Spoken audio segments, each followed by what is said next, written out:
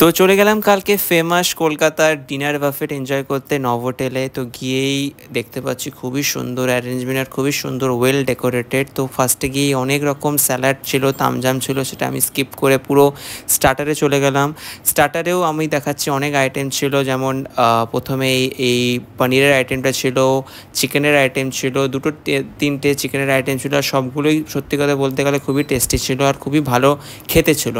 তো ওটা খাওয়ার পরে আমরা অলরেডি আমার পুরো পেট হাফ ভরে গেছিলো। তারপরে গিয়েই আমরা মেন কোর্স দেখতে গেলাম। মেন কোর্সে মাটন, চিকেন, আর কি ছিল, মানে সব কিছু ছিল, বিরিয়ানি ছিল, আর সবগুলোই খুব টেস্টি ছিল।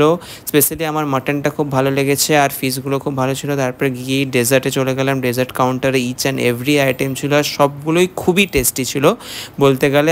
আমি আপনাকে সাজেশন দেবো যে সব কেকগুলোই একটু একটু করে ট্রাই করবেন আর সব ডেজার্টগুলো একটু একটু করে ট্রাই করবেন, কারণ সবগুলোই খুবই টেস্টি ছিল।